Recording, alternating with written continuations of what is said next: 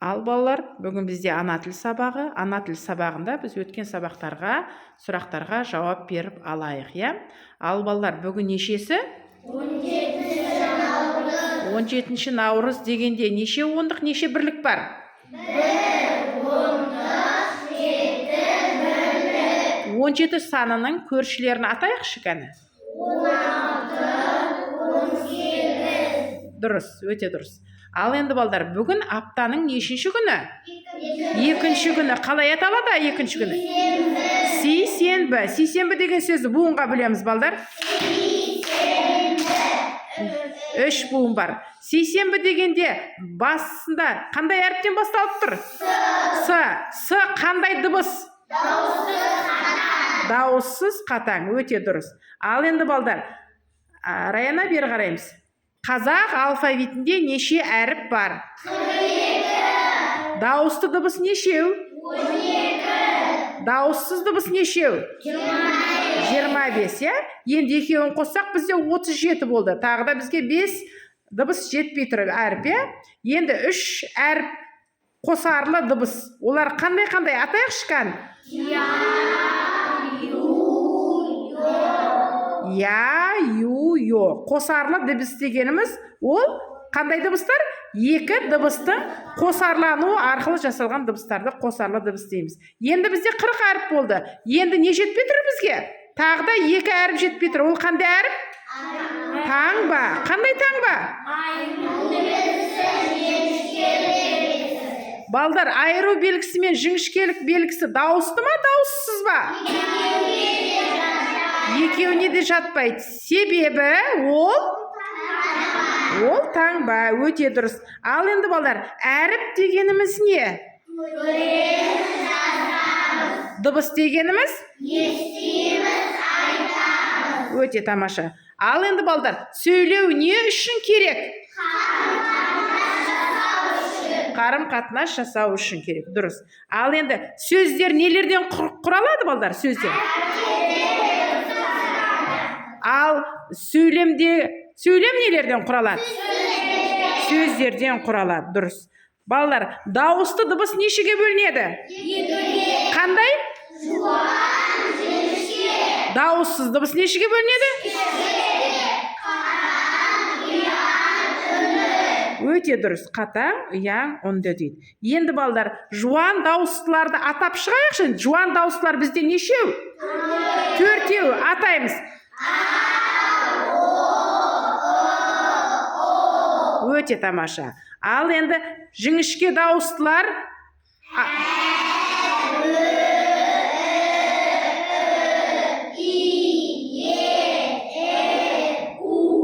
уды балдар.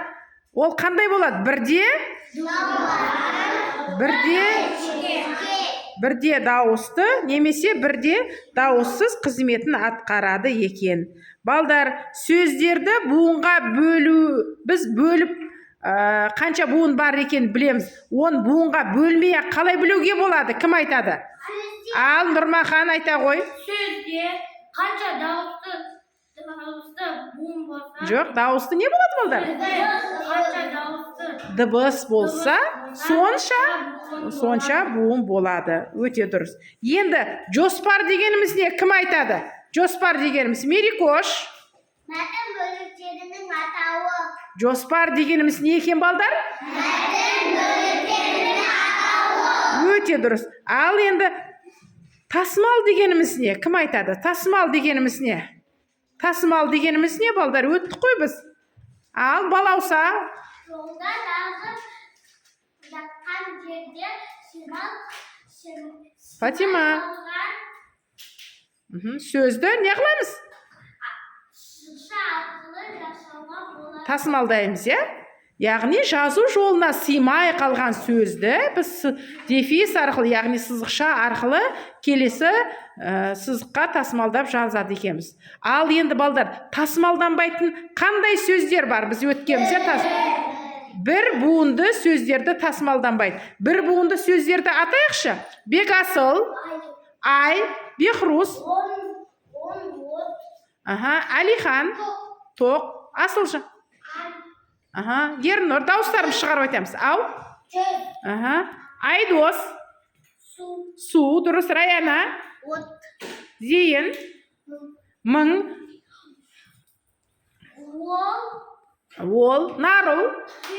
Үй. Мансұр. Жол. Балауса. Алина. Мерикош. Фатима. Ит. Өте жақсы. Яғни бір буынды сөздер балдар тасымалданбайды екен. Тағы да қандай сөздер тасымалданбайды? Кім айтады маған? Біз өттік оны. Ал балауса айта ғой. Қандай сөздер? Бірінші буыны дауысты болса, сол тасымалданбайды. Мысалы, қандай сөздер ол? Балдар тыныш? Ата, ара, ара. Өте тамаша. Балдар, бізде ата, ара дегендеріміз екі буынды болғанымен, оның бірінші буыны дауысты буын болғандықтан, оны біз буынға тасымалдауға болмайды. Буынға бөлуге болады, бірақ тасымалдамаймыз. Себебі а деп жазып сызықша қойып, мыняқа ра деп жазуға немесе а деп жазып, мыняқа та деп жазуға, яғни бір буынды сөзді тасымалдауға болмайды екен. Ал ары қарай балдар, сөйлем дегеніміз не? Кім айтасыз? Сөйлем. Барлығымыз бірге айтайық. Сөйлем дегеніміз аяқталған ойды білдіреді екен, я? Сөйлемнің бізде неше түрі бар, балдар? 3 түрі. Бірінші түрі қандай? Хабарлы сөйлем. Хабарлы сөйлемнің соңына балдар не қойылады? Нүкте. Екінші? Сұраулы сөйлем. Сұраулы сөйлемнің соңына не қоямыз? Үшінші? Оның соңына не қоямыз біз? Леп белгісін қояды екеміз. Өте тамаша. Ал енді балдар,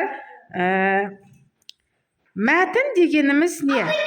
Ал Ернұр айта ғой, мәтін дегеніміз? Балдар, мәтін дегеніміз не екен? Мәтіндер дегеніміз өзара байланысқан сөздер екен, сөйлемдер. Енді мәтінге не қоямыз? Ат қоямыз. Мәтін неше бөліктен тұрады, балдар? 3 бөліктер. Бірінші бөлігінде басында не жазылады? Кіріспе жазылады. Екінші ортасында не жазылады? Негізгі бөлім жазылады. Үшінші соңында не жазамыз? Қорытынды жазады екеміз. Өте тамаша, балдар. Өткен сабақтарға байланысты барлық сұрақтарға жауап бердік. Ал енді балдар, біз сұрақтарды жауап беріп болған соң, міндетті түрде күніге біз не жазамыз? 2 немесе 3 сөйлем диктант жазамыз. Дұрыс па? Ал балалар, диктантты қай жерден бастап жазамыз? Қандай әріптен бастап жазамыз? Бас әріптен бастап жазамыз. Дайынбыз ба, балдар? Ал дәптерді жоғары қоямыз, терезеге қарай сәл қисайтып, кеудемізді көтеріп отырып, арамызды ашып, түзу отырып, әдемі қып жазамыз. Диктантты әр уақытта біз абзацтан бастаймыз, және бас әріптен бастап жазамыз. Ручканы ауызға самаймыз, балдар. Дайынбыз ба, балдар? Ал балдар, бүгін ауа деген диктантты жазамыз. Бірінші сөйлемді тыңдап аламыз, одан кейін барып жазамыз, адам ауамен дем алады дейді. Ал бірінші сөз адам. Зейін аяғын жинап отыр. Партаның ішіне. Бастарын көтеріп отырып жазамыз. Адам.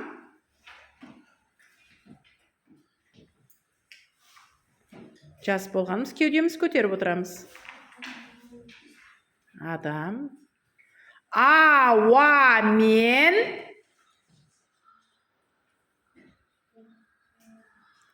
Ауамен.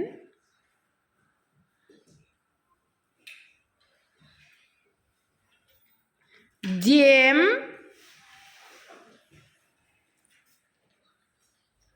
Алады.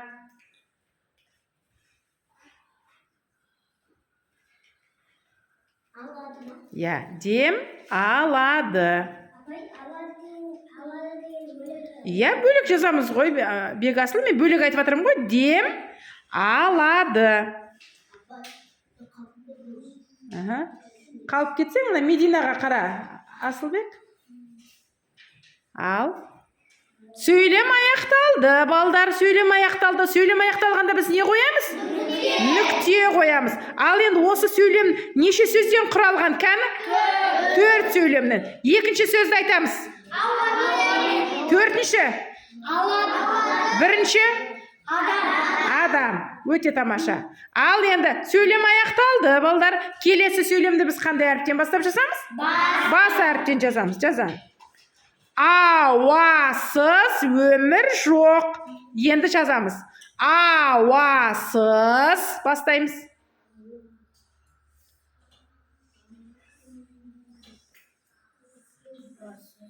Ауасыз. Болғанымыз кеудеміз көтеріп отырамыз.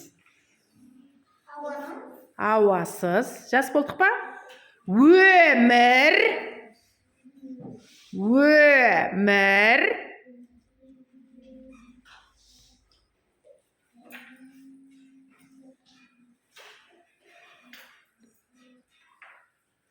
Жоқ.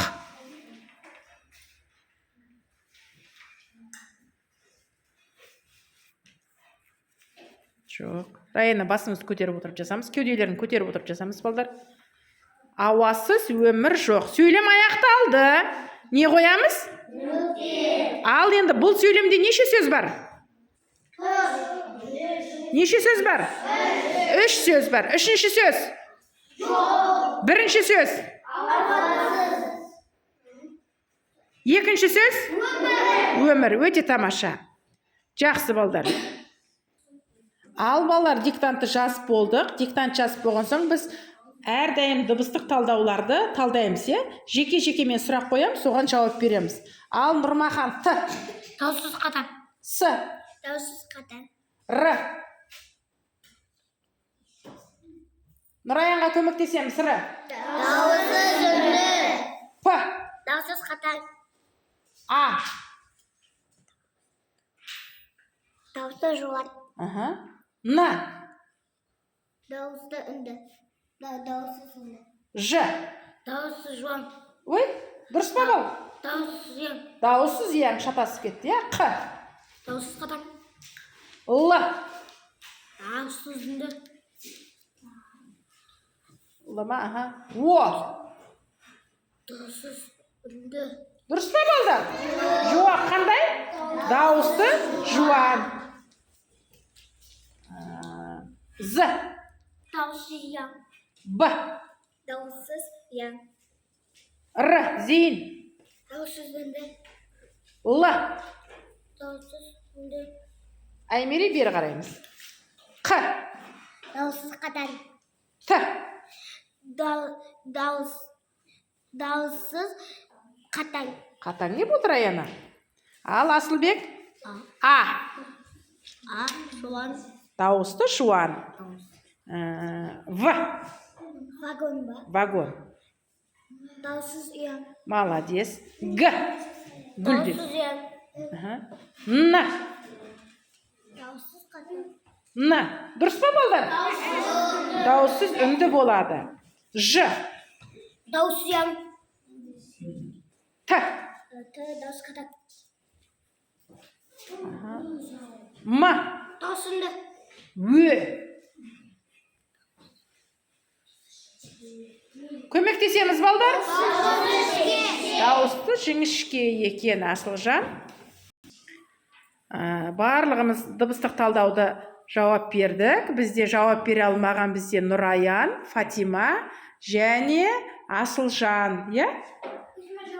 Айсере. Думан. 4-5 оқушымыз, балалар, дыбыстық талдауды үйде қайталап келеміз. Біз үйге жаттығу орындаған кезде міндетті түрде күніге 2 сөзді не жасаймыз? Дыбыстық талдау жасаймыз. Сыныпта 1 сөз, үйде 2 сөз. Міндетті түрде. Сол кезде біз уақытлы орындап жүрсек, соны ұмытпаймыз. Ал енді үйге берілген мәтінді оқимыз, балалар.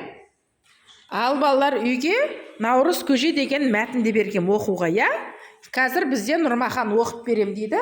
Ал, Нұрмахан, бастай ғой. Наурыз мейрамының басты тағамы Наурыз көже. Наурыз көже азықтың 7 түрінен жасалады. Олар бидай, тары, күріш, су, ет, тұз, сүт.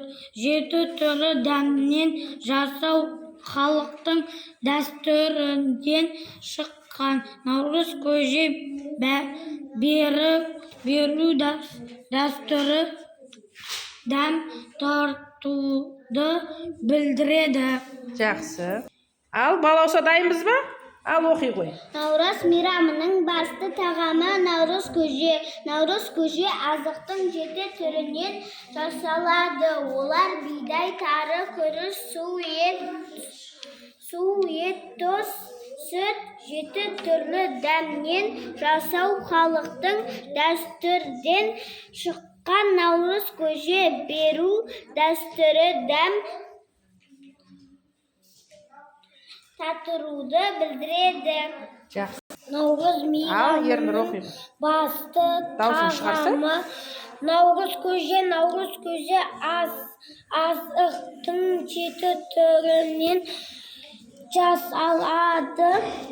Олар бидай, тары, күріш, су ет, тұз, сүт, 7 түрлі дәмнен Қымыш балдар. жасау халықтың дәстүрден шыққан. Наурыз көже беру дәстүрі дәм татыруды білдіреді. Жақсы. Бехруз дайынсың ба? Иә. Ал оқимыз. Наурыз көже наурыз мейрамының басты тағамы наурыз көже азықтың 7 түрінен жасалады. Олар бидай, тары, күріш, су ет, тұз, сүт, 7 түрлі дәмнен жасау халықтың дәстүрден шыққан. Наурыз көже беру дәстүрі дәм татыруды білдіреді. Қымбат дайынбыз ба? Ал оқимыз, оқи қой. Наурыз көже Дауысын шығар ғой. наурыз мейрамында басты тағам наурыз көже азықтың 7 түрінен жасалады. Дауысын шығар Олар оқы. бидай, тары, күріш, су ет, тұз, сүт, 7 түрлі дәмнен жасау халықтың дәстүрден шыққан. Наурыз көже беру дәстүрі Дем емес, дәм. тартуды білдіреді. Татыруды білдіреді. Асықпай оқысы, қымбат не болды саған? Ал Медина үй тапсырмасына дайынбыз ба? Иә. Ал даусымыз шығарып, әдемілеп оқимыз, иә, кән? Наурыз көже мейрамының басты тағамы наурыз көже азықтың 7 түрінен жасалады. Даусын шығарсы. Олар бидай, тары, күріш, су ет, тұз, сүт, 7 түрлі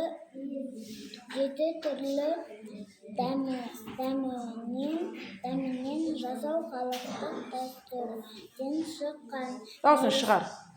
Наурыз көже беру дәстүрі дәм татыруды білдіреді. Ал Мерикош дайынбыз ба? Иә. Ал оқимыз, кән? Наурыз мейрамының басты тағамы наурыз көже астық 7 түрінен жасалады. Олар бидай, тары, күріш, су ет, тұз, сүт, 7 түрлі дәмнен жасау халықтың дәстүрден шыққан. Наурыз көже беру дәстүрі дәм тартуды білдіреді. Жақсы балдар, барлығымыз оқып келдік па? Иә. Жақсы. Балдар енді жұптық тапсырма жұптық жұмыс буындардан сөз құраймыз. Дайын болған оқушылар айтамыз. Дайын болса, Фатима алдымызға қараймыз. Барлығымыз. Дайын болсақ, қазір басқалар болсын, құрастырып жатқандар. Шуламаймыз, балдар, шуламаймыз. Балдар, мен сендерге буын тарқатып бердім, яғни жұптық жұмыс. Барлығымыз буындардан сөз құрастырып болдық па? Дайындап қойыңдар, мен тексеріп шығайын. Буындарыңды мен қастарыңа барғанда оқып бересіңдер, мақұл ма? Ал Нұрмахан, сендерде қандай буын шықты? Бақа, сары, биші. Сендерде? Алма, сақа. Жақсы. Сендерде қандай, Фатима? Күшік. Шана. Сендерде қандай? Қоян, сиыр. Қоян, сиыр. Әйнек, Kүйші. Әйнек күйші. Сендердікі? Үстел ақша. Үстел ақша. Сендердікі қандай? Маса дегенде бірінші буын са болып тұр ғой, орнасы. Енді қандай болды? Маса. Сенікі қандай, Айдос? Кітап. Ал, Мерекош? Шыны. Раяна, сенікі? Пияз деген. Ал, Асылбек, сенікі қандай буын? Сағат. Шуламаймыз, балдар. Сенікі қандай? Торғай. Бихрус? Таға. Айзере? Бала. Тыныш, балдар. Жеті қабан. Сендердікі қандай? Үйрек. Сенікі? Түлкі. Балдар, жұптық жұмысымызды жақсы орындап болдық. Енді балдар, мен сендерге Наурыз көже деген жаңадан оқушылардан оқыттым. Бірақ мен балдар бұны оқып және түсінік айтып келіңдер деген едім, түсінгендеріңді. Кім айтады маған түсінгендерін? Ал балаусы айта ғой. Наурыз мейрамының басты тағамы Наурыз көже. Оған 7 түрлі дәм қосылады. Біріншісі бидай, одан кейін тары, күріш, су, ет, тұз, сүт қосылады. Олардың белгісі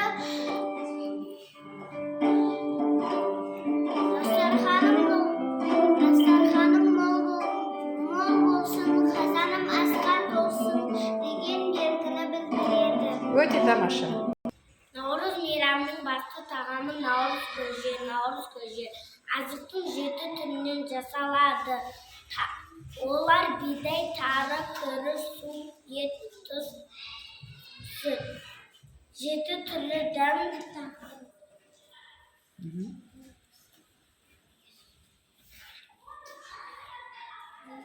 7 түрлі дәмнен жасалады. Халықтың дәстүрден шыққан Наурыз көже. Беру дәстүрден дәм татырауды білдіреді. Наурыз мейрамында 7 түрлі дәмнен тұрады. Бидай, күріш, су, ет, тұз, сүт. Наурыз мейрамының басты тағамы Наурыз көже.